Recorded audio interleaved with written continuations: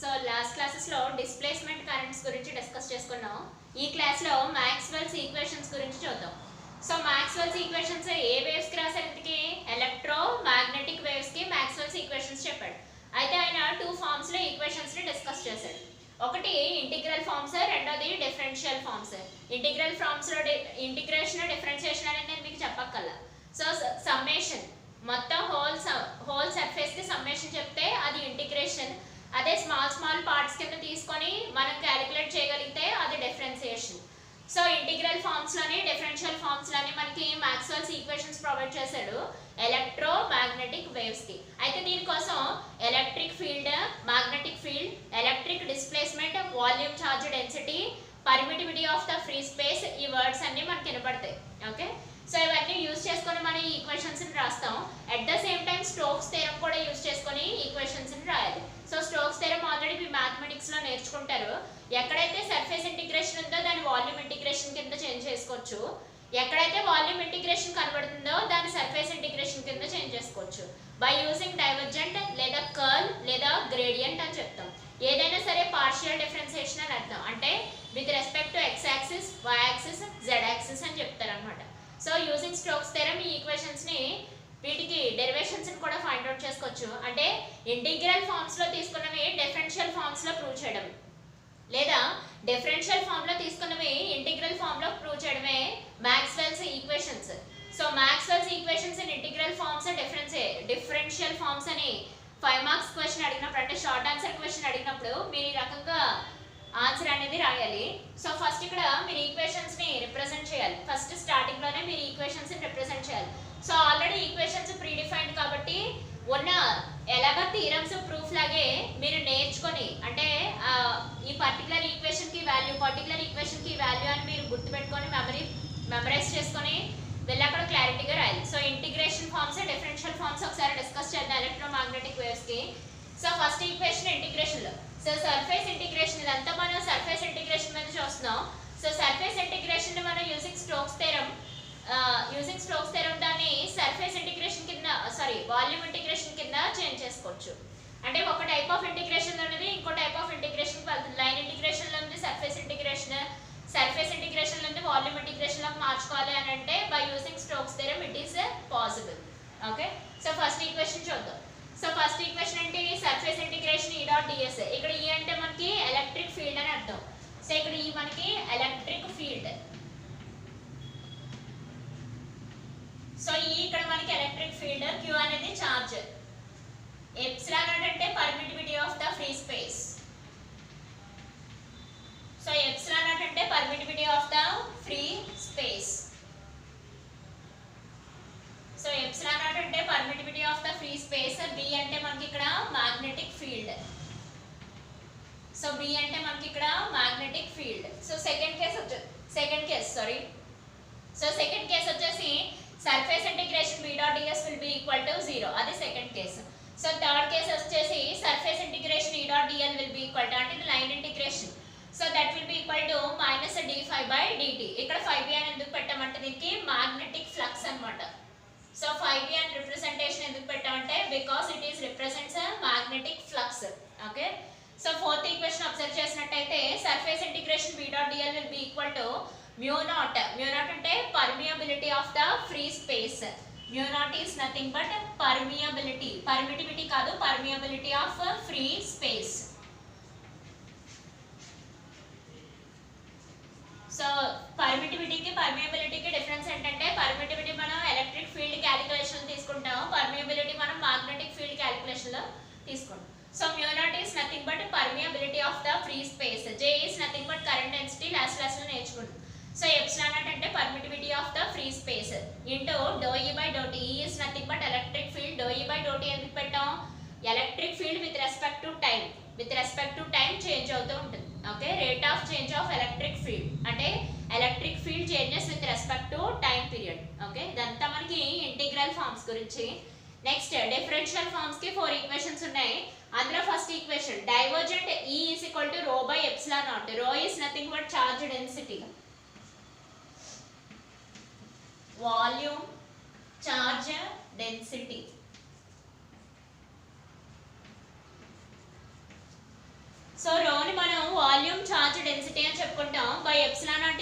but permittivity of the free space, that will be, లేదా ఇలా కూడా రాసుకోవచ్చు, gradient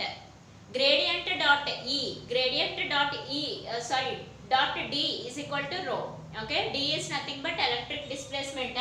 last చెప్పాను, d is nothing but electric displacement.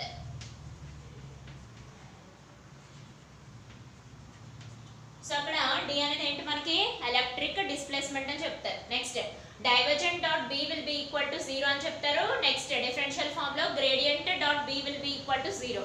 So gradients అన్న డైవర్జెంట్స్ అన్న కర్వ్స్ అన్న అన్ని కూడా మనకి పార్షియల్ డిఫరెన్షియేషన్ లోకి వెళ్తాయి. అంటే డిఫరెన్షియేషన్ అంటే విత్ రెస్పెక్ట్ మనకి 3 ఒక యాక్సిస్ ఉండదు కదా, మనం 3 యాక్సిస్ లో త్రీ డైమెన్షనల్ వ్యూస్ తీసుకుంటాం. అందుకే వాల్యూమ్ కదా, వాల్యూమ్ చెప్తాం మనం, అవునా?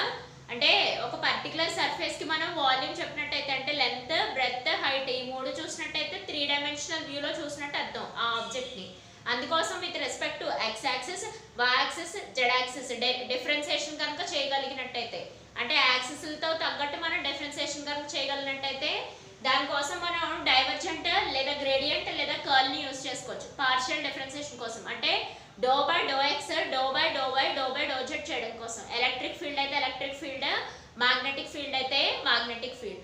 అయితే ఎలక్ట్రిక్ ఫీల్డ్ ని క్యాపిటల్ E అనే లెటర్ తో డినోట్ చేస్తాం, మ్యాగ్నెటిక్ ఫీల్డ్ ని క్యాపిటల్ B అనే లెటర్ తో డినోట్ చేస్తాం. సో సార్ థర్డ్ కేస్ వచ్చి curl E is equal to minus dou B by dou T, లేదా gradient cross E will be equal to minus dou B by dou T అని చెప్తాం. Next fourth equation వచ్చేసి curl B is equal to mu naught into J plus epsilon naught dou E by dou T, or gradient cross B will be equal to mu naught into J plus E into epsilon naught into dou E by dou T. So ఇదంతా మనకి differential forms లో electromagnetic waves కి equations. So ఇవన్నీ కూడా pre defined equations, ఉన్నది ఉన్నట్టుగానే నేర్చుకోవాలి. మీరు కొత్త కొత్త టర్మ్స్ పెడితే ఆ ఈక్వేషన్స్ కి వాల్యూస్ మారిపోతాయి. సో ఈ మ్యాక్స్వెల్స్ డిఫరెంట్ ఎక్స్పెరిమెంట్స్ కండక్ట్ చేసి ఫైనలైజ్డ్ చేసాడు అనమాట ఈ ఈక్వేషన్స్ అన్నిటిని. వాటిలో ఇంటిగ్రల్ ఫార్మ్స్ ఇవి, డిఫరెన్షియల్ ఫార్మ్స్ ఇవి. అయితే మనం ఇప్పుడు ఇంటిగ్రల్ ఫార్మ్స్ ని తీసుకొని డిఫరెన్షియల్ ఫార్మ్స్ ని ప్రూవ్ చేయాలి. అంటే ఫస్ట్ ఇంటిగ్రల్ ఫార్మ్స్ లో ప్రతి వాల్యూ చూసుకోవాలి. సో ఇంటిగ్రల్ ఫార్మ్ రాసుకొని దాని నుంచి డెరివేషన్ ఫార్మ్ ని ఎలా క్యాలిక్యులేట్ చేయగలం, డిఫరెన్షియల్ ఫార్మ్ ని ఎలా క్యాలిక్యులేట్ చేయగలమో చెప్తున్నాను అన్నమాట. Okay, integral form to differential form calculation, ఒక్కొక్క ఈక్వేషన్ క్యాలిక్యులేషన్ చేసుకుంటూ రావాలి. అది ఎలాగా అనేది నేర్చుకుందాం. సో ఇదంతా Maxwell's equations for a waves కది, ఎలక్ట్రో మ్యాగ్నెటిక్ వేవ్స్ కి మ్యాక్స్వెల్స్ చెప్పిన equations. Okay,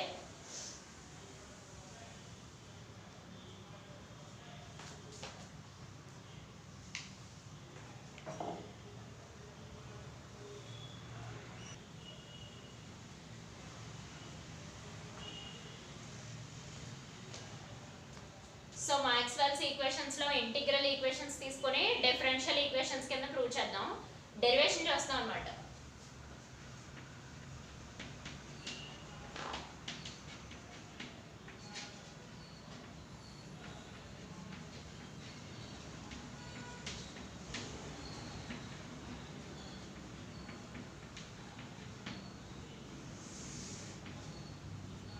so Maxwell's equations కి డెరివేషన్ చేస్తున్నాం. ఫస్ట్ ఇంటిగ్రల్ ఫార్మ్స్ లో ఫస్ట్ ఈక్వేషన్ తీసుకుందాం. సో ఇంటిగ్రల్ ఫార్మ్స్ లో ఫస్ట్ ఈక్వేషన్ ఏంటి, surface integration E dot ds will be equal to q by epsilon naught. So integral forms లో first equation surface integration E dot ds is equal to q by epsilon naught. ఇక్కడ మనకి q అంటే charge అవుతుంది, తెలిసిన విషయమే. ఇక్కడ E అంటే permittivity of the free space అవుతుంది.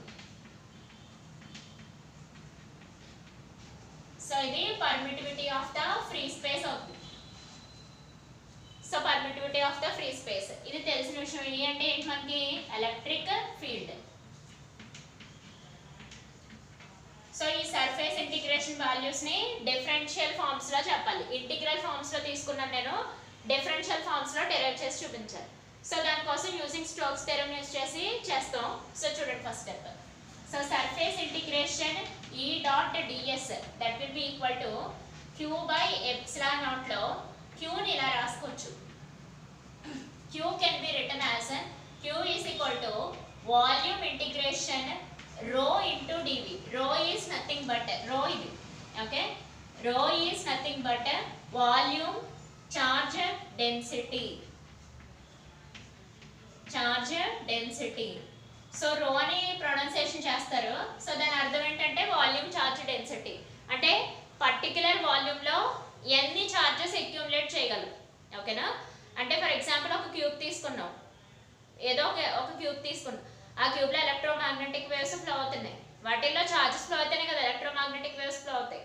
సో దానికోసం ఏం చేస్తాం అంటే ఆ పర్టికులర్ క్యూబ్కి వాల్యూమ్ని క్యాలిక్యులేట్ చేస్తాం. అంటే లెంత్, బ్రెడ్త్, హైట్ ఇవన్నీ క్యాలిక్యులేట్ చేసుకొని వాటిలో ఎన్ని చార్జెస్ అనేవి అక్యూములేట్ చేయగలవో చెప్పేదే వాల్యూమ్ చార్జ్ డెన్సిటీ. సో దాన్ని రో అనే లెటర్తో డినోట్ చేస్తారనమాట.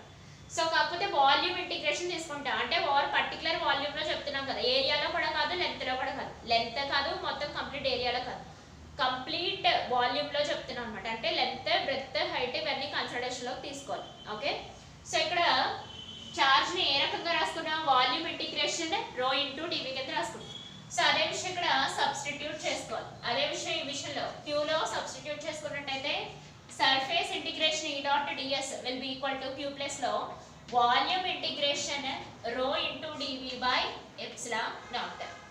సో ఇక్కడ మనకి ఎప్సిలాన్ నాట్ డివిజన్లో ఉంది. సో అటు సైడ్ తీసుకెళ్తే ఏమవుతుంది, మల్టిప్లికేషన్ అవుతుంది. సో ఎప్సిలాన్ నాట్ ఈ surface integration E dot d s is equal to volume integration rho into d v. So surface integration, volume integration, దీన్ని చేంజ్ చేద్దాం యూజింగ్ స్టోక్స్ థియరం యూజ్ చేసుకుని. ఈ ఎప్సిలాన్ నాట్ ఇంటిగ్రేషన్కి అవుట్ సైడ్ ఉంది. So దీన్ని inside తీసుకెళ్ళిపోదు. So inside తీసుకెళ్ళినట్టయితే ఈ టర్మ్ ఇలా చేంజ్ అవుతుంది. Surface integration epsilon naught into capital E dot d s that will be equal to volume integration rho into డివి అని చెప్పొచ్చు. కానీ మనకి తెలిసిన విషయమే, ఎప్సిలాన్ నాట్ ఇంటూ ఈ అంటే ఎలక్ట్రిక్ డిస్ప్లేస్మెంట్ క్యాపిటల్ డి అని రాయొచ్చు. So electric displacement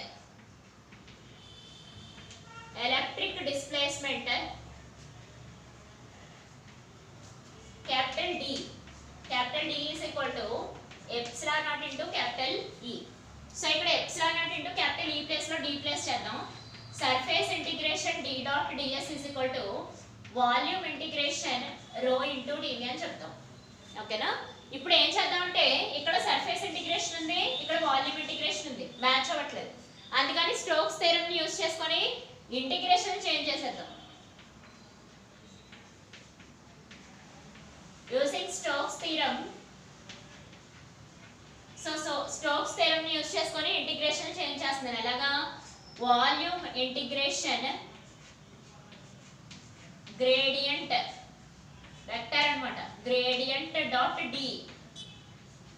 dv gradient dot dv. మీరు అబ్జర్వ్ చేసినట్టయితే పై స్టెప్ కి కింద స్టెప్ కి డిఫరెన్స్ వచ్చింది.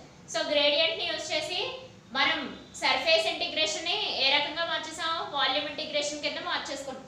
So that will be equal to volume integration rho into dv.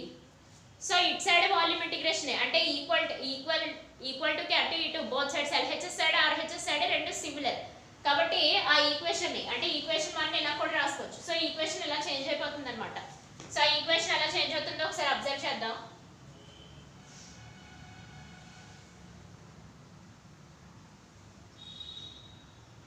So complete equation అంటే ఇంటిగ్రేషన్స్ క్యాన్సిల్ అయిపోతాయి. ఇంకా అటు వాల్యూమ్ ఇంటిగ్రేషన్ ఇటు వాల్యూమ్ ఇంటిగ్రేషన్ సిమిలర్ కదా. సో దానికోసమని ఇంటిగ్రేషన్స్ ని క్యాన్సిల్ చేసి ఓన్లీ టర్మ్స్ అని రాసుకోవచ్చు. అంటే డైవర్జెంట్ లేదా gradient dot d into dv is equal to rho into d రో అని రాసుకోవచ్చు అంతే. సో అదే విషయం ఇక్కడ రాద్దాం చూడండి.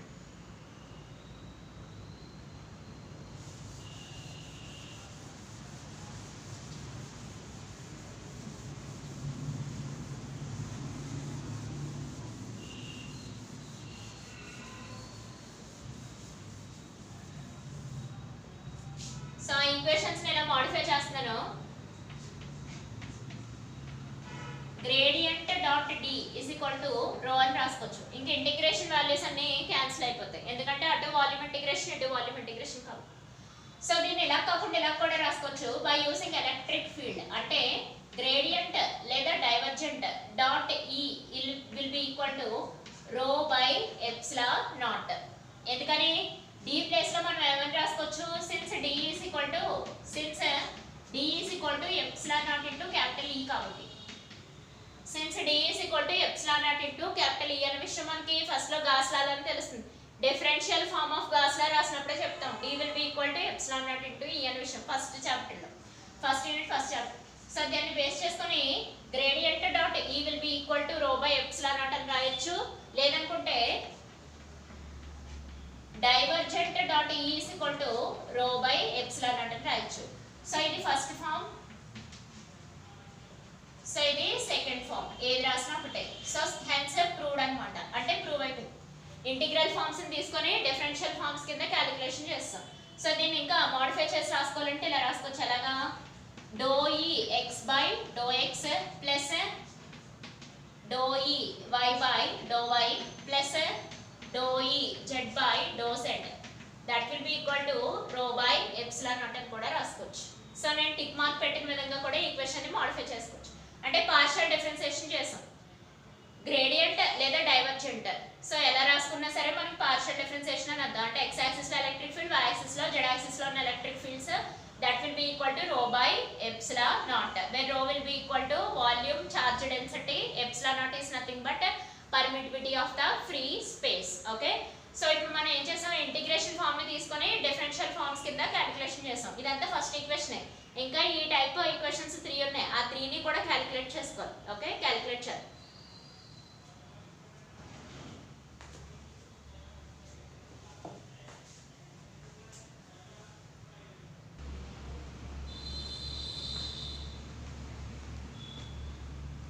సో సెకండ్ ఈక్వేషన్ ఏం చెప్తుంది, surface integration b dot ds is equal to 0.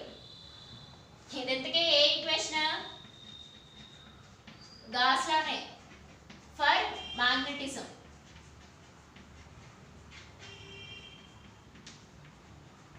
Gas లా చెప్తున్నాడు. గాస్ లా గాస్ చెప్పిన లాస్ అది మ్యాగ్నెటిజం కి సంబంధించి. So b is nothing but magnetic field. B is nothing but magnetic field. Okay, so ఇది surface integration లో integral forms లో ఉంది. దీన్ని డిఫరెన్షియల్ ఫార్మ్ లో చెప్పాలి. చాలా ఈజీ. స్టోక్స్ థియరం ని యూస్ చేసుకొని surface integration b dot ds will be equal to 0. So దీన్ని ఇలా కూడా రాసుకోవచ్చు, చేంజ్ చేసుకోవచ్చు స్టోక్స్ థియరం యూస్ చేసుకొని. So that will be equal to volume integration gradient dot b will be dv is equal to 0. Okay, so Stokes theorem ని use చేసుకొని gradient లేదా divergent gradient dot b will be dot dv will be equal to 0 అని రాసాం.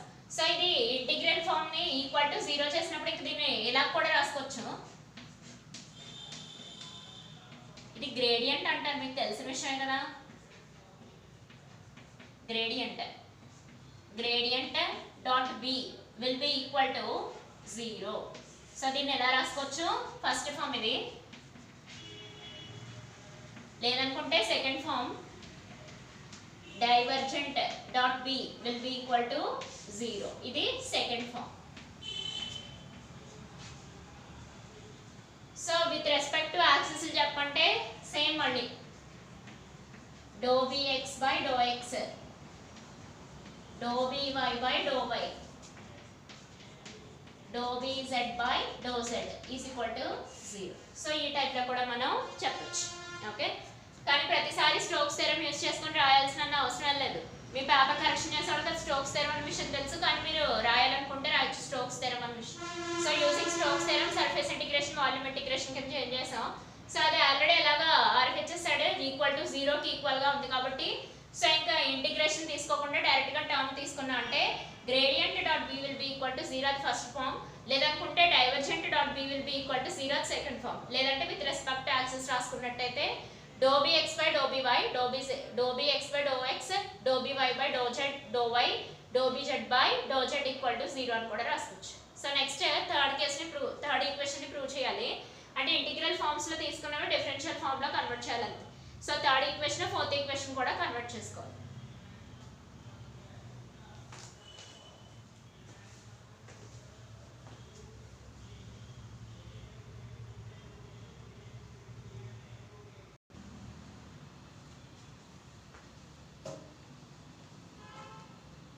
So ఇక్కడ third equation చూద్దాం. Okay, so third equation Maxwell's law ని use చేసుకొని చేస్తాం. So line integration E dot dl is equal to minus d∅b/dt. So ఇది magnetic flux. 5b అంటే మనకి ఇక్కడ మ్యాగ్నెటిక్ ఫ్లక్స్. ఓకే, ఇది మనకి ఫారడేస్ లాస్ నుంచి డిస్కస్ చేస్తాం. Faraday's law of electromagnetic induction. Okay, so ఈ థర్డ్ ఈక్వేషన్ మనకి Faraday's laws of electromagnetic induction నుంచి మాక్స్వెల్స్ తీసుకున్నాడు. So surface integration line integration E dot dl will be equal to minus d∅b/dt అని చెప్తాం. So 5b is nothing but a magnetic flux. So first ఈ equation ని change చేసేద్దాం. RH right hand side ఉన్న equation ని change చేసేద్దాం. So minus d∅/dt. So minus d∅b/dt ని change చేసుకుంటూ వచ్చాను.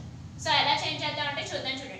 సో ఫ్లక్స్ 5b ని surface integration B dot ds అని రాయొచ్చు.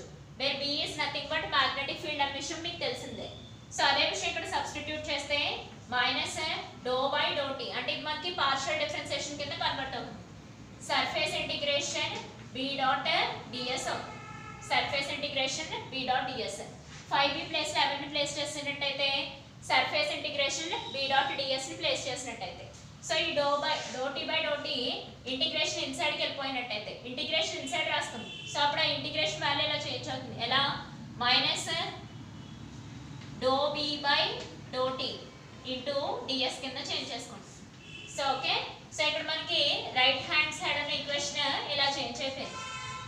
సో రైట్ హ్యాండ్ సైడ్ ఉన్న ఈక్వేషన్ ఎలా చేంజ్ అయింది? మైనస్ ఇంటిగ్రేషన్ సర్ఫేస్ ఇంటిగ్రేషన్ అని రాసుకోవాలి. So surface integration ∂b/∂t partial differentiation into ds RHS side ఉన్న ఈక్వేషన్ ఎలా చేంజ్ అయ్యింది. మరి LHS సైడ్ ఉన్న ఈక్వేషన్ సంగతి ఏంటి? సో లెఫ్ట్ హ్యాండ్ సైడ్ ఉన్న ఈక్వేషన్ సంగతి దాన్ని కూడా చేంజ్ చేయాలి. సో లెఫ్ట్ హ్యాండ్ సైడ్ ఉన్న ఈక్వేషన్ ఏంటి? Line integration E dot dl. So line integration E dot dl ఉంది. So using Stokes theorem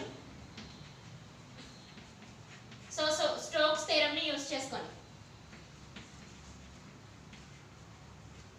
so Stokes theorem ని యూజ్ చేసుకొని లైన్ ఇంటిగ్రేషన్ ని సర్ఫేస్ ఇంటిగ్రేషన్ కింద మార్చేద్దాం. ఎందుకని లెఫ్ట్ హ్యాండ్ సైడ్ ఉన్న equation right hand side ఉన్న equation మనకి ఏ integration ఉంది? సర్ఫేస్ ఇంటిగ్రేషన్ ఉంది. So equal LHS equal to RHS చేయాలని లాస్ట్ టూ ఈక్వేషన్స్ లో ఆల్రెడీ డిస్కస్ చేసాం కదా. అందుకని ఈ ఇంటిగ్రేషన్ ని కూడా మనం సర్ఫేస్ ఇంటిగ్రేషన్ కింద చేంజ్ చేసేద్దాం. అంటే స్టోక్స్ థియరమ్ ని యూజ్ చేసుకొని దీన్ని ఎలా రాసుకోవచ్చు? సర్ఫేస్ ఇంటిగ్రేషన్ గ్రేడియంట్ క్రాస్ ఇంతటి వరకు డాట్ వస్తుంది. సో సర్ఫేస్ ఇంటిగ్రేషన్ లో క్రాస్ వస్తుంది. So surface integration volume integration అయితే డాట్ ప్రొడక్ట్, సర్ఫేస్ ఇంటిగ్రేషన్ అయితే క్రాస్ ప్రొడక్ట్ ఈ dot ds. Okay, so Stokes theorem ని యూజ్ చేసుకొని ఈ టర్మ్ ని ఇలా చేంజ్ చేస్తాం. That will be equal to line integration E dot dl ని ఇలా చేంజ్ చేస్తాం. ఓకే, సో ఇది ఏమవుతుంది? గ్రేడియంట్ క్రాస్ ఈ డాట్ ds అవుతుంది. సో ఇది సర్ఫేస్ ఇంటిగ్రేషన్ అంటే సో ఇది మనకి లెఫ్ట్ హ్యాండ్ సైడ్ ఉన్న ఈక్వేషన్. సో ఇది సర్ఫేస్ ఇంటిగ్రేషన్, ఇది surface integration. So two equations ని ఈక్వల్ చేసుకున్నట్టయితే సో టూ ఈక్వేషన్స్ ని ఈక్వల్ చేసుకున్నప్పుడు సిచ్యువేషన్ ఏంటో చూద్దాం. Surface integration cross E dot ds that will be equal to surface integration minus ∂b/∂t into ds. Okay, so surface integration లో రెండు కూడా surface integration ఉన్నాయి. అంటే LHS surface integration, RHS surface integration. So equation ఇలా change చేసుకోవచ్చు కదా.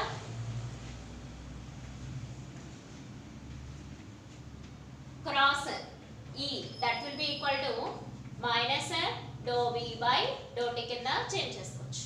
Okay, మనకు కావాల్సిన డిఫరెన్షియల్ ఈక్వేషన్స్ వచ్చి అంటే గ్రేడియంట్ లేదా డైవర్జెంట్ క్రాస్ క్రాస్ ప్రొడక్ట్ తీసుకోవాలి. క్రాస్ ప్రొడక్ట్ ఎప్పుడు సర్ఫేస్ ఇంటిగ్రేషన్ లో తీసుకోవాలి, డాట్ ప్రొడక్ట్ ఎప్పుడు వాల్యూమ్ ఇంటిగ్రేషన్ లో తీసుకుంటాం. ఎలా వస్తే సైన్ థీటా అంటే క్రాస్ ప్రొడక్ట్ చేస్తాం, ఎలా అయితే కాస్ థీటా వస్తే డాట్ ప్రొడక్ట్ చేస్తాం, సేమ్ అంతే. ఓకే, సో సర్ఫేస్ ఇంటిగ్రేషన్ లో వస్తే క్రాస్ ప్రొడక్ట్ తీసుకోవాలి, అదే వాల్యూమ్ ఇంటిగ్రేషన్ లో వస్తే డాట్ ప్రొడక్ట్ తీసుకోవాలి. ఓకే, సో ఇక్కడ del cross E will be equal to minus doe B by do t వచ్చింది. ఓకే, సో దీన్ని curl E, so cross product ఉన్నట్లే కాల్ ఈ అని రాస్తారు. Curl E is equal to minus doe B by do t అని రాయొచ్చు. So cross products లో ఉన్నాయి కాబట్టి డాట్ ప్రొడక్ట్స్ లో ఉంటే డైవర్జెంట్ అని రాస్తాం, క్రాస్ ప్రొడక్ట్స్ లో ఉంటే అది కర్ల్ అని రాస్తారు. అది ఆల్రెడీ మీకు తెలిసిన విషయమే. డాట్ ప్రొడక్ట్స్ లో ఉంటే అది డైవర్జెంట్ అని రాస్తాం, క్రాస్ ప్రొడక్ట్స్ లో ఉన్నాయి కాబట్టి అది కర్ల్ ఈ అంటే electric field is equal to minus doe B by do t. So ఇప్పుడు దాన్ని x axis why axis Z axis లో పార్షియల్ డిఫరెన్షియేషన్ చేసినట్టే కదా. డో బై డో టీ అని రాసామంటే అది మనకు అక్కడ పార్షియల్ డిఫరెన్షియేషన్ అన్నట్టే అర్థం, అవునా?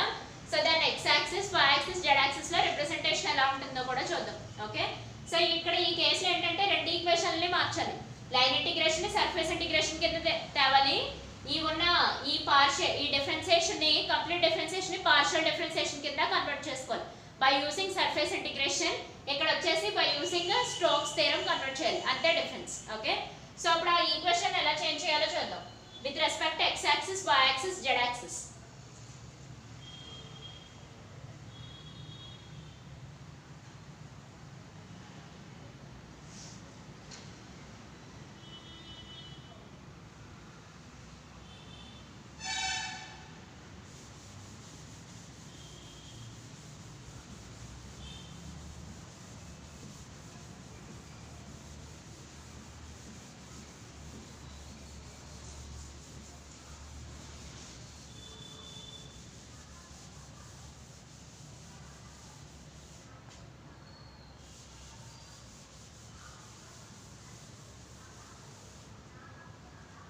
సో ఒకసారి విత్ రెస్పెక్ట్ యాక్సిస్ చూద్దాం. Doe B x by do t, sorry doe B x by last వచ్చిన వాల్యూస్ ఏంటి? Curl E is equal to doe B by do t అని వచ్చింది, అవునా? So doe B by do t అని last వచ్చింది. So doe B x by do t that will be equal to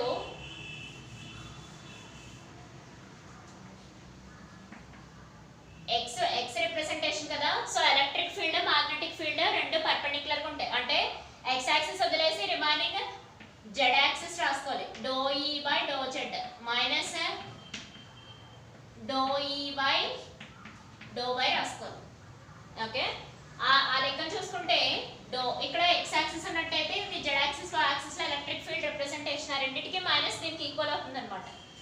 so ఇది doe B y by do t that will be equal to దీన్ని ఎలా రాసుకోవచ్చు? Do E x minus do x by do E z by do z. So ఇక్కడ y ఉంది కాబట్టి x z representation. Remaining do B z by do t that will be equal to do E by do y minus do E x by do x. So equations ని ఇలా కూడా రాసుకోవచ్చు last లో. అంటే last కి curl E is equal to minus doe B by do t actually, లేదంటే divergent లేదా gradient cross E will be equal to minus doe B by do t. So దాన్ని ఇలా కూడా రాసాను, అంతే డిఫరెన్స్. ఓకే, సో రెండు same. So fourth equation next class లో discuss చేసుకుందాం ఏంటనేది.